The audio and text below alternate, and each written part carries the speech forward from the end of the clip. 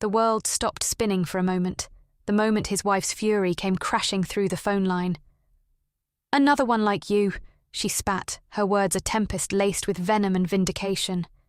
I was not alone in my shame, nor unique in my ignorance. There were others, women swept up in Michael's storm, each of us a casualty of his reckless heart. This chapter takes you through the heart-stopping revelation of his duplicity, the confrontation with a truth that burned hotter than any passion. As Beth and I, his wife and I, joined forces in an uneasy alliance, the stage was set for a showdown that was to be as public as it was personal. The stakes were higher, the fall was steeper, and the path to redemption was fraught with the debris of shattered trust. Chapter 3. His shocking double life discovered, unexpected call from his angry wife. It's odd how life's most profound revelations can come in the quietest moments. There I was, alone in the soft glow of my kitchen, the envelope from Beth laid out before me like a roadmap of betrayal. Each photograph, each snippet of a love letter, not written for me, was a piece of Michael's double life, a life where I was the interloper, not her. The air felt thick with the ghost of every lie he'd told, every promise he'd made. And it was in this heavy silence that the phone rang again, slicing through the stillness like a siren's call. It was Beth, and her voice was different this time, not the controlled calm of our park bench détente, but something raw, something urgent.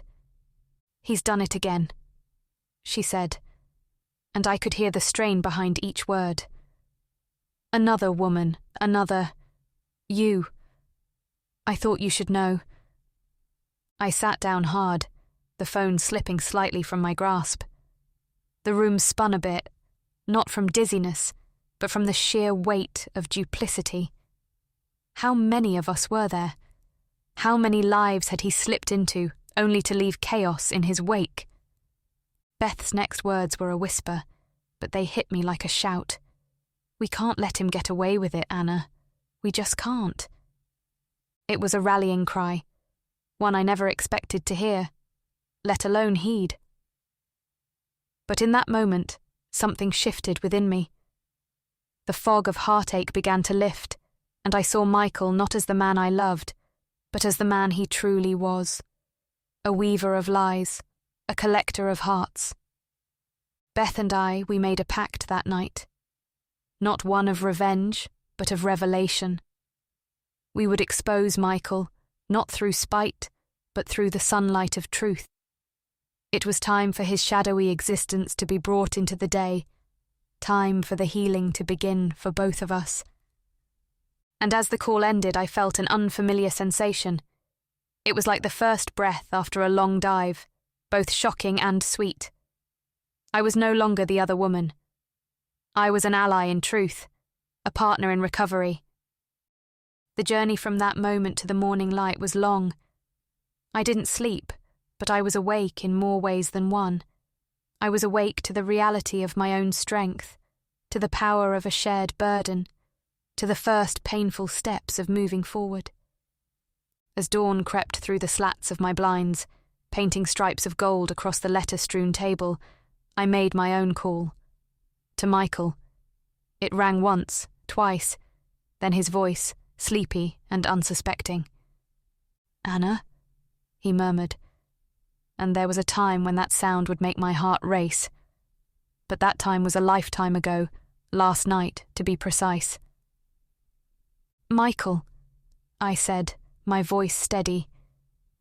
"It's over, and there's something you should know." I could hear the confusion in his silence, the unasked questions. But I wasn't there to provide answers. I was there to say goodbye. Goodbye to the lies. Goodbye to the half-truths and quarter-loves. Goodbye to Michael. But this wasn't the end of my story. It was a beginning of something real, something true. It was the start of me, Anna, and whoever I was going to become after the last lie had fallen away. And as I hung up the phone, a single ray of sunlight landed on my hand, warming it, reminding me that after every night, no matter how dark, the sun will rise.